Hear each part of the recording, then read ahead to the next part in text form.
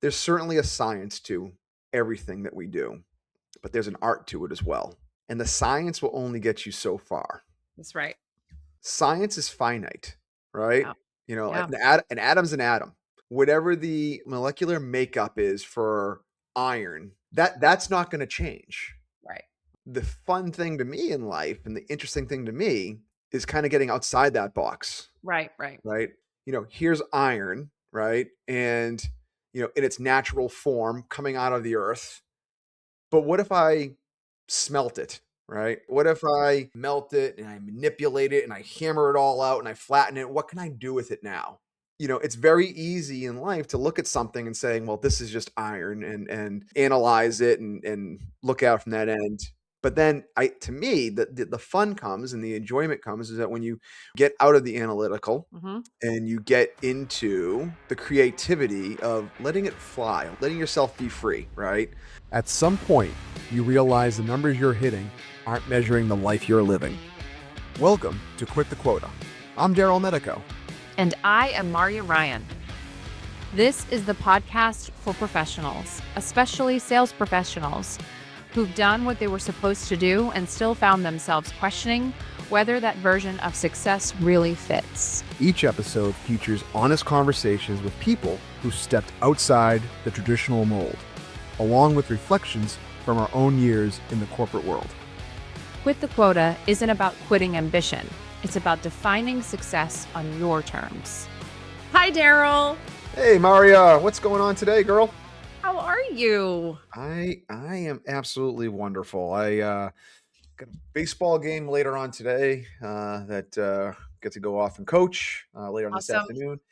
And then yesterday, I got to fly to go visit two properties, flew back home, and a round trip was half the time it would have taken to drive it. So That's amazing. I was loving it. Actually. Yeah. Plus you're flying. I mean, Plus I'm gosh. flying. Plus I'm flying. And That's awesome. Was yesterday's flight like an average flight? Meaning like yeah. everything went according to plan. I didn't have Mhm. to do any emergency landings or not that those happen hardly ever, but no, Gosh. it was a normal flight. I think the only abnormal thing in a good way was I Mhm. flew IFR. For those that don't know, it's instrument flight rules Mhm. rather than VFR. The main difference is you file a flight plan with one's required IFR, Mhm. and it's how every commercial operator has to operate. So Southwest, JetBlue, Delta, Sure. United, you have to file a flight plan.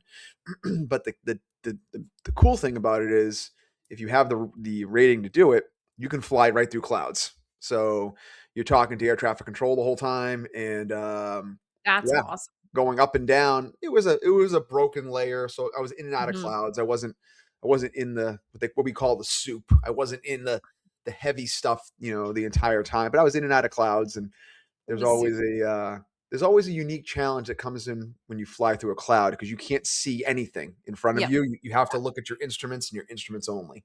Yeah, yeah, yeah. Oh, wow. Yeah, That's intense. I mean, in the at least body. I'm thinking about it because I obviously don't have the training. Yeah, So yeah. sounds intense. The body will play tricks on you even if you have training, right? There's plenty of pilots that have training that Yeah. you can get yourself in trouble because your body will tell you one thing and the plane's not actually doing that. So That's wild. your body might tell you that you are in straight and level flight, meaning your wings are Mhm. level, you're not climbing or descending, but because you just came out of a turn or maybe you're in a constant turn, Mhm. right? That you're not actually in that condition that your body's telling you that you're in. And and because you don't have a horizon, if you start to look out the Yeah. window, you might start to correct the wrong direction. And it's a Yeah. real unfortunate thing that can happen to pilots called spatial disorientation, where you can put yourself into a bad situation where you can ultimately really hurt yourself. So you got to be very careful. But Well, it's kinda good then you had a chance to, brush up on your IFR. it was a good day to do it because it was in and out of clouds, and I could easily climb above or descend below. If for some reason I'm like, oh, I just don't feel comfortable today. Yeah. I could just make that request, and ATC would That's take so care of it. cool. But it was a good day to get in on. Yeah, for Yeah, sure. I love that. Plus Yeah. flying above the clouds, that's kinda Oh, cool. it was Beautiful. fun. It was, yeah. They got some good pictures too. That's awesome. Yep. So today, I think this topic that we're going to be talking about, which is can being too analytical kill success? Mm. I think this topic is fantastic for a variety of reasons. A lot of us that and a lot of the stories and the journey that we share is what was expected of you from your W-2, especially in sales. And then how do you shift out of some of that into being an entrepreneur? And the analytics part of it and not getting stuck there. So we had a client that was having some struggle with sales. Honestly, he was like, I'm just not getting I'm not motivated, and then I'm not doing the dials, and then but I am doing the dials. And then he was sharing, he's like, well, maybe I need to like get real tough with my schedule. And he's like, well, and I was looking at all the reports and stuff that I was doing. I was looking at all what I've done last week and the last few weeks. And then I felt it. And I know you felt it. And I was like, whoa, whoa, whoa. I feel like the old past creeping in from our old sales days. And he was stuck in the weeds of the analytical part of, if I do these things in this order, this number of times, that equals success. Mm. And he was so hung up on that he was missing some of what you were sharing and coaching him on. So we thought this would be a great conversation to share some of why you can get stuck in that trap, why you shouldn't be stuck in that trap, and how, as an entrepreneur, how do you still use, you have to study and learn about how your business is growing, but how do you do it in the right way? Yeah. Yep. Yep. I love it. I think I see it happen to a lot of people Mhm. that I personally coach and consult, and I know you do too, with your work. Um, I think oftentimes, I think a lot of human beings are addicted to collecting information, right? And Yeah. um, I think to an extent, it releases an endorphin, right? Yeah. I'm not a scientist on this particular, physiology of this, but Sure. I can think about myself that, yeah, oh wow, I learned something new, right? Oh, look Hmm. at all the knowledge that I'm getting about a particular subject, right? Um, and I can become, although it's not necessarily my personality, which hurt me in my education. I'll get to that in a minute. It's not my personality necessarily to be addicted to that, Sure. where I'm addicted just to consuming information, looking at all the metrics and the data. Um, I'm more of a, and this is where it hurt me in my education. I'm more of a like last minute kind of fly by the seat of my pants a little bit. Yeah. Um, know enough to be dangerous, and then let's just go. I'm going to learn more from, doing the rep than I'm going to learn from all the possibilities that it could go right or it could go wrong. Right. Sure. So, um, yeah. So this particular client that we're talking about, not me, which is okay. Not everyone has to be me, and it would be a Yep. very boring world if everyone was like me. Um, but Or to the fun because he flies by the seat of his pants, guys. yeah, yeah, It depends how uh, you look at it. yeah. But this particular client, there was Yeah. little action, and that for me as his coach, that's what was getting me frustrated for him. So there was little action, and then he's saying, "Well, I'm not getting the results." It's like, well, you're not acting enough, right? You're spending more time in the data than you're spending in the action of just doing something. It could be anything, but you know, just keep doing something that advances the business, that it advances, what you're building. So, um, that I think that's the crux of it, right? Yeah. So, especially for those of us that have left a sales role, and I know some of you are still in it. It gives me just a little bit of like, when I think about this, the metrics that you are told, actually, you're held to a standard of, and you're basically rewarded for how well you are measuring up on that leaderboard. And I don't mean from a revenue perspective, but I mean from a dialing, from an email, from email count, from things that don't actually measure how successful you are as an individual, truly. It's just, did she check the box to some degree? And there is a way that, well, if it's a numbers game is what they'll tell you. Mhm.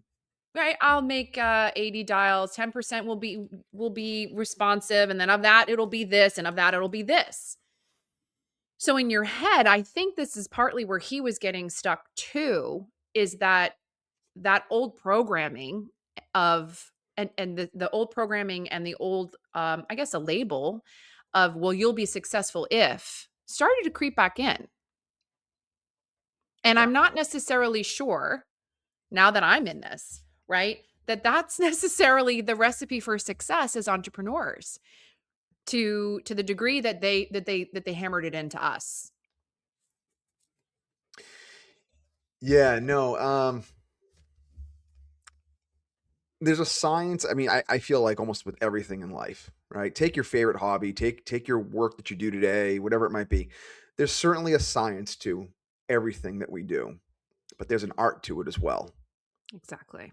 And the science will only get you so far. That's right. It's That's right. science is finite, right? Yeah. Like Yeah. an atom's an atom. Yep. Whatever the molecular, genetic, no, not genetic, but molecular makeup is for iron, right? I Yep. forget my periodic tables, but my whatever that This is is, that's going not. back in the day, guys. I am. That's not going to change, Right. right?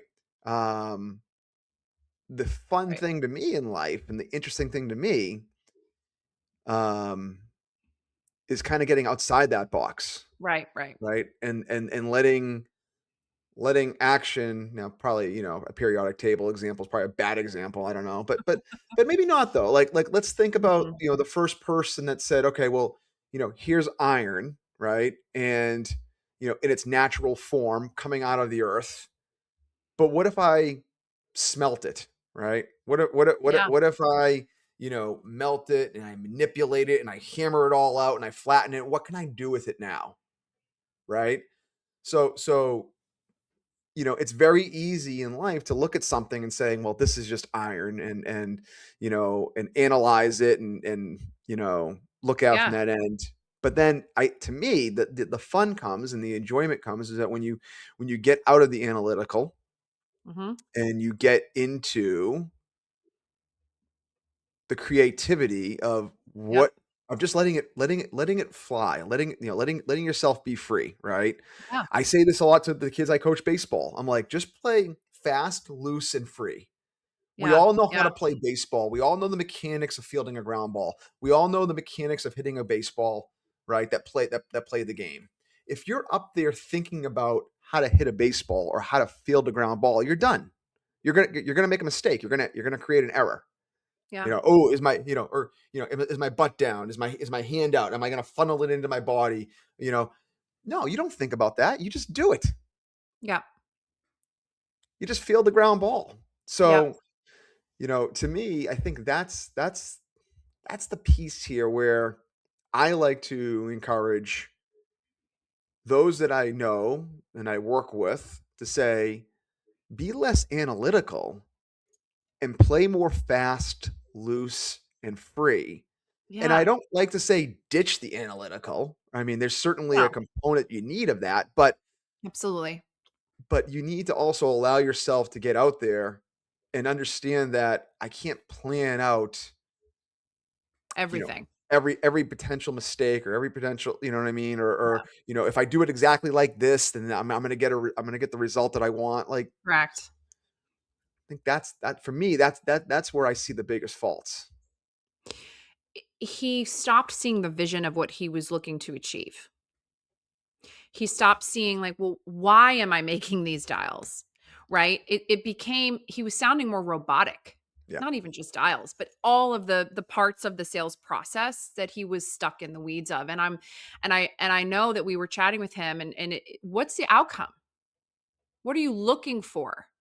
Well, I want people to pick up the phone. I want to have a conversation. I want to, but you're so focused on the numbers. Like, so your action starts to change, I think, when you forget.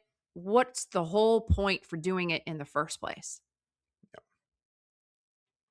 So, my question, did you ever felt like you were rewarded in your W-2, in your corporate sales job for meeting metrics, or were there people in your on your team? Like, was there that, you know what I'm saying? Like, you did so good.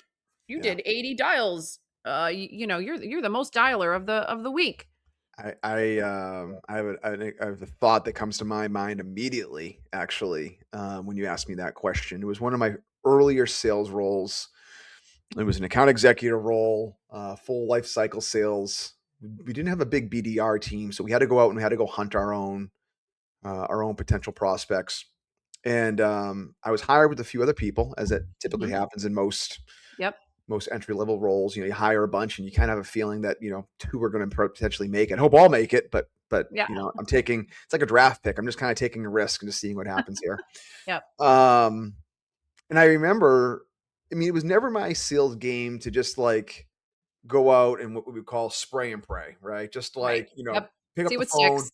make 1,000 dials a day or whatever, and Mhm. just keep going and going, and hopefully someone answers the phone. For me, my technique, don't get me wrong, you need to have a high output, but my technique was I would rather be a little bit more strategic, and Mhm. I would like to be a little bit more, rather than a machine gunner, I'd rather be a sniper. And Mm. I would rather know that that's my target. This is Yep. why they're going to want to talk to me. I just have to make sure I relay the message in the correct way. So me and another person on this team had very different styles, Mhm. and we're both early in our job, Career. right? Mhm. Career, right? With this new company. And I remember specifically that, over the first couple months, your 8 weeks or whatever it is, 12 weeks, your 90-day period, like there's not much to measure you on, That's true. right? Like, do you Yep. show up? Yep. Are you Correct. Great. are you a Box. jerk?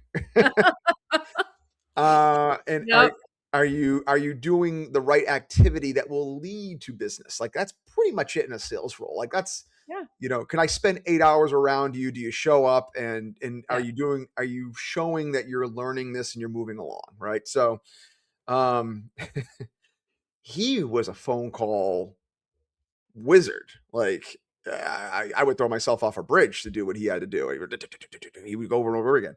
I wasn't. And I remember specifically the amount of senior leadership and mid-level leadership that were Mhm. praising him in sales meetings and on the sales floor, or look at this guy. Wow, look at the calls. And Darryl, what's going, like, specifically Darryl, what's going on over there? How come your calls aren't up? Like, like just going through that. And I remember, like, it all worked out. Truth be told, he was gone along a much earlier than I was in that particular role. He burnt out much quicker than I did, because he was really good at that, but he wasn't necessarily good at the back end of it, right? So, Yeah. um, but that's neither here nor there. I remember in the moment, I kind of was making a bet that, like, all right, well, if in 90 days you get all five of us haven't closed anything, hypothetically, Yep. I'm putting myself at a disadvantage right now. I'm probably the one that's going to be shown the door Right. because that's what they're analyzing. That's what that's you're right. So it The measuring creates stick. it creates this corporate environment, no matter Yeah. what role you're in, where that you become very analytical on those metrics. And at the end of the day, it really is just about, you know, are you creating revenue, right? Are you generating Yeah. revenue in a sales Right. role? That's right.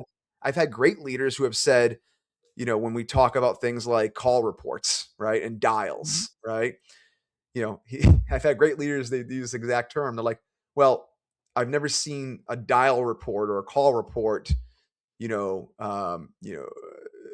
able to be deposited into the bank." Yeah. So Like, true. so it's Me like either, dude. it's important, but Yeah. It's so not the only way to measure value if it's in a salesperson. correct. So when we go and we take that concept to entrepreneurship, right? I would Right.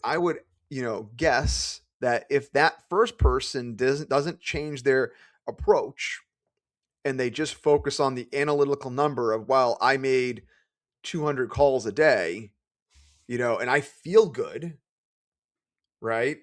That could absolutely lead to a position of, wow, the dream's not coming true. I'm not, the business is not progressing. My savings is running out, right? Mhm. Whereas the Yep, yep. focus has to be, the focus has to be, all right, what is success every day, right?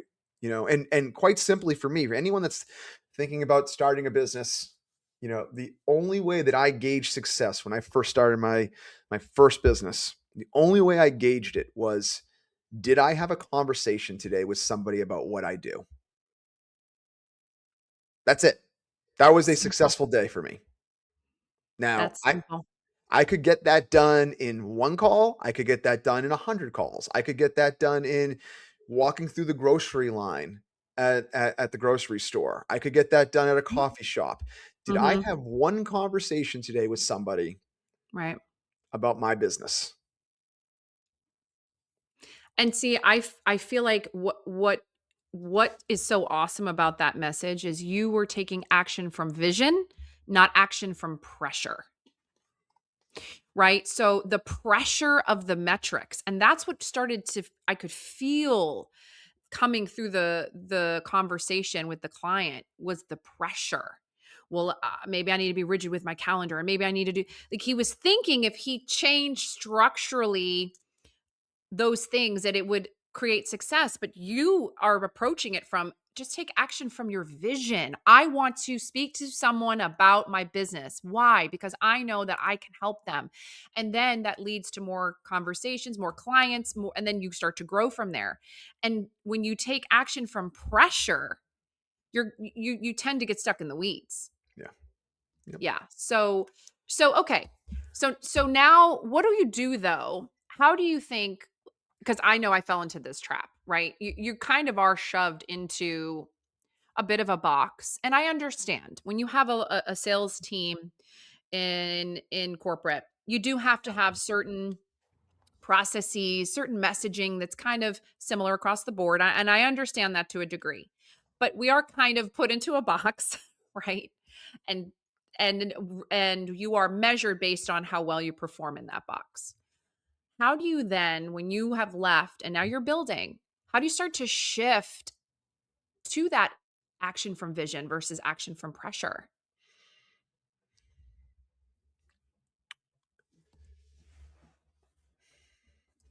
For me, it just continuously goes back to understanding that the most important thing in a business is decisions and movement.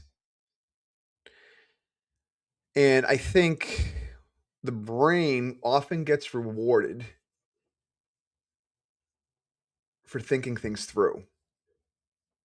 So Ooh, you start to yeah. kind of like, oh, I'm learning something, right? Or Mhm. oh, I'm making plans, right? Yeah, And that, and it starts to create that adrenaline. That yes, re Yeah. I'm reading books. I mean, like the amount of people in academia, right? Like that just like get degree after degree after degree, right? Like, What are they actually doing with it? Exactly. right? So it's again goes back to the endorphin thing there, where it's like I think that for me that I see a lot of people fall into that trap, Yeah. especially ones that haven't taken action. I mean, look, like one of the things I will tout to anyone that asks me, what's the best way to like make a quantum leap and make a big change, right? Mhm. It's like, get yourself into a group, right? Get yourself into a mastermind. And a lot of those you have to pay for. Okay. And, where I see a lot of people get stuck is they make the decision not to get into those groups, Mhm. right? Because, oh, I can figure out on my own, or I'll do this, right? They figure out a lot. You can do it. There's plenty of people that have been very successful without Mhm. that environment. I'm not there. I believe it's the right way to do it, to get yourself in the environment, right? Because my network now understands who I am. My Yeah. network Yep. previously didn't really understand that. Yeah, they were like, "Who's this Darryl dude?" I remember the first guy that I called up Mhm. trying to pitch my business, he only knew me as Darryl, the sales guy. So he Right. at the time, he didn't quite get it. He gets it now. But, so the issue is that, you know, you can easily fall into the trap of getting the reward, the stimulation of it that, Yes. "Oh, I'm learning more and I'm preparing myself." The amount of people that I talk to that they're like, "Oh, I've read every book and I'm on every Facebook page about this topic. You know, I'm learning a lot." I'm like, "Okay, well, what are you doing with it?" But I've not actually picked up the phone and dialed in this example. In this example, or not even that, like, okay, so you know, have you created the LLC? Have you gone and got and Right, actually got right. the business banking account? Or did Have you just think you about it and wrote it like yeah, yeah, yeah. I get your so point. or have you just researched how to do it? Or are you Yeah. actually doing it? So Mhm. so for me, it's goes back to action, right? And that, Yep. um, Love that. if you're being too analytical, that the reward that the brain gets for the research, that can become addicting. That And can I think I become and he was showing those signs. 100% he was showing those yeah, signs. yeah, He was like it was and the way he was talking about it was like this and then this and then this. Even the way he spoke and communicated, it wasn't calm. mhm, It wasn't anything like that. And so now that you when you look back at it, he was getting high off of doing that the analyzing.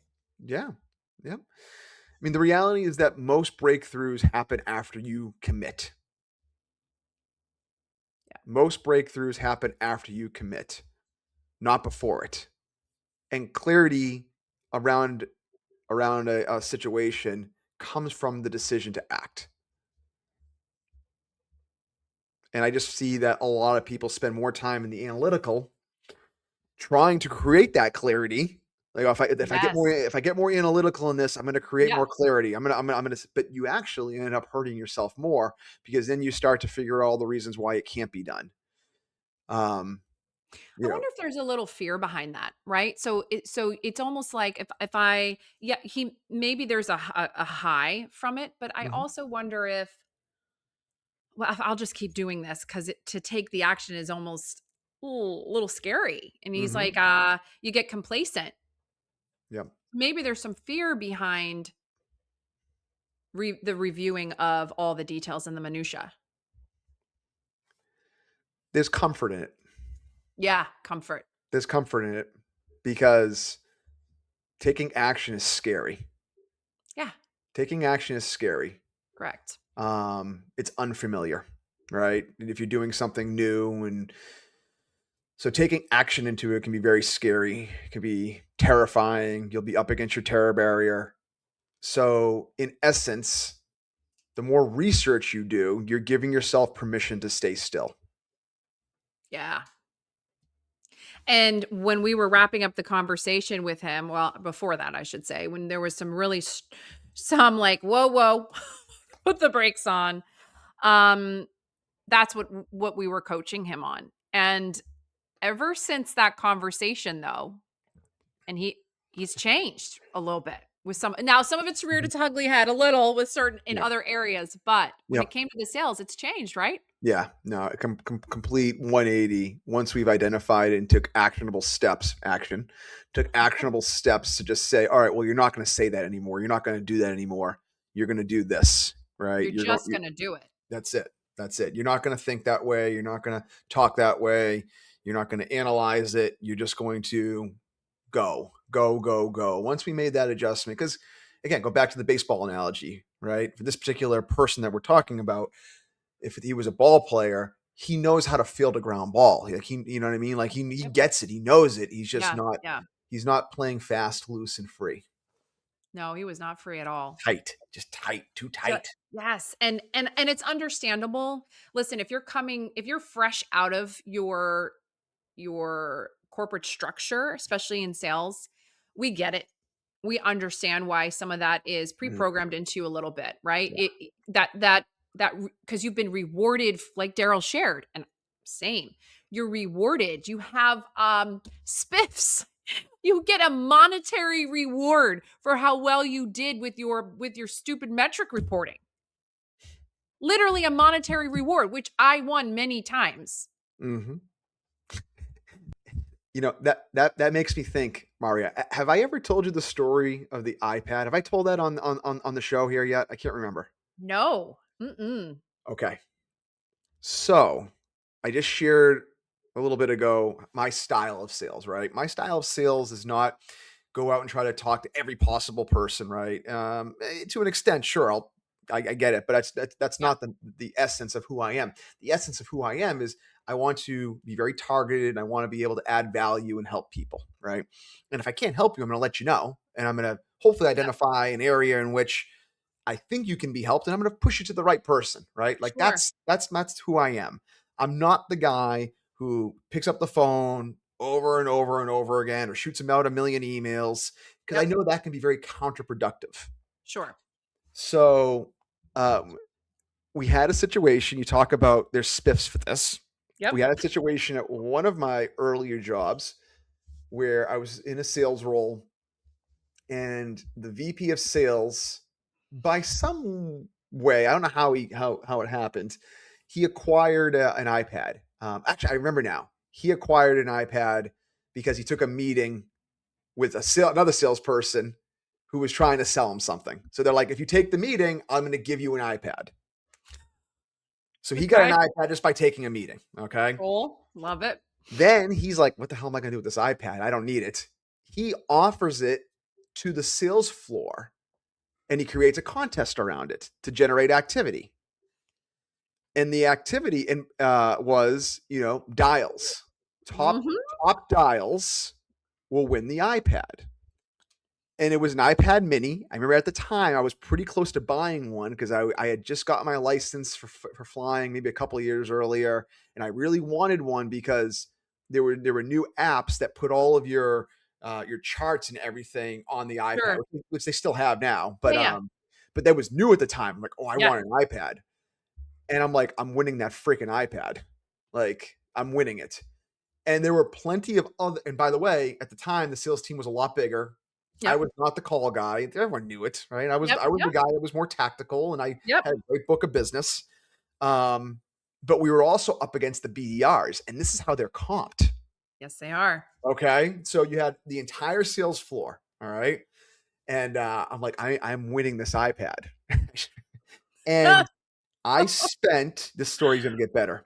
It was a 3-day contest. I spent 3 days glued to my desk. Okay. I think I probably just got up to go to the bathroom. I think I had my water and my food like there because I knew the BDRs, that's all they do all day. And I still Of have a book of course. business. So Yeah. I stayed glued to my desk. I made call after call after call. Um, I burnt through all my contacts. Right. It was bad. It was really bad. I actually had to go and find other accounts. Long story short, I won the contest. Okay. I get the iPad, and we had a team meeting, a big sales team meeting, everyone. We were international Yep, offices, yep. dialed in, the whole thing.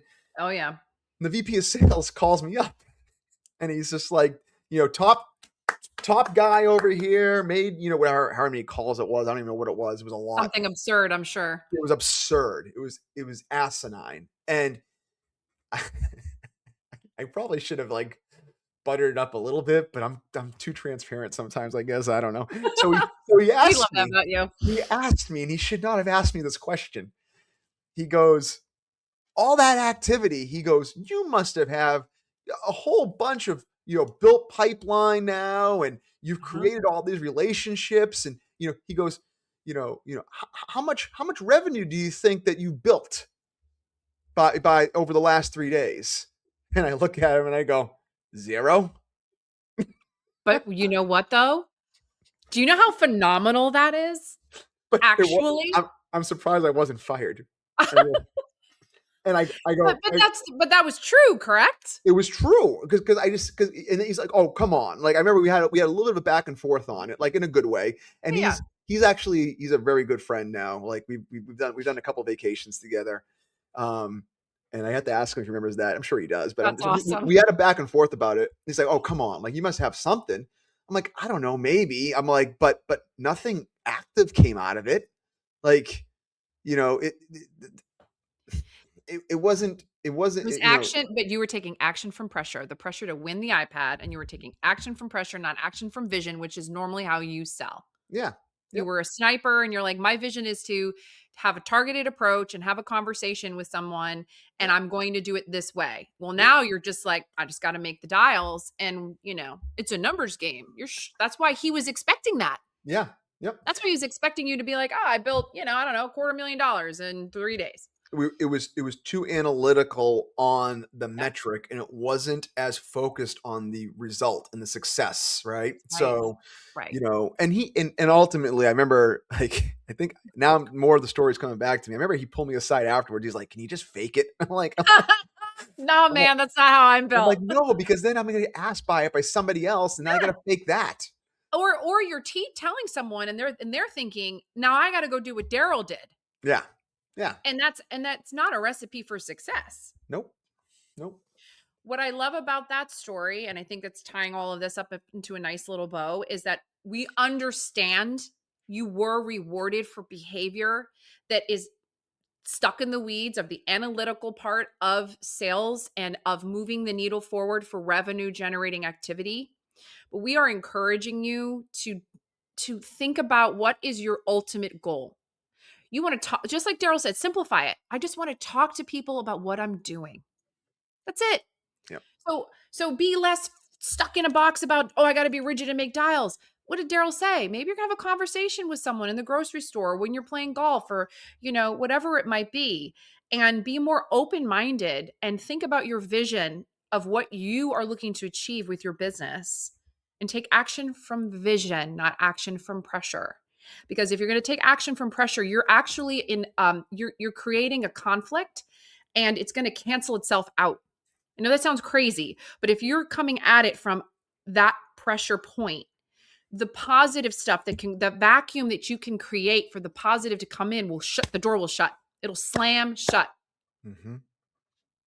And that's what was happening with this client. It was slamming shut and you couldn't figure it out. Yep. Yep. Don't overanalyze. Don't Don't overanalyze. overanalyze. You're gonna learn so much more from reps I'm just doing it. and just doing and acting, right? I think of Top Gun Maverick, right? Don't think, just do, Yep. right? Don't 100%. think, just do, right? It's such a great statement that came out of that. A lot of great things came out. I love that movie, but Yeah, it's such a great statement that came out of that movie. Don't think, just do, right? Act, and you're gonna learn so much more just by acting. that's right. Then preparing to act. Hmm. So I hope this topic was helpful. Share this with someone that maybe is just a little too analytically minded and they're stuck in the weeds. If that's for yourself, remember some of these key elements. And if you are stuck and you want a little bit of help, we'd love to chat with you, and help you out through that, because we understand completely. And if you have a story, a lot of the guests that we have on the show are people that have left their 9 to 5, have left their corporate quota behind, and are making a difference in their lives, and taking control of their own destiny. So we'd love to share those stories. In the meantime, everybody have a great, great day. Darryl, next time, I'm excited for it. Have a great weekend. Yes, you as well. Have a great day, everyone. Bye bye. See ya.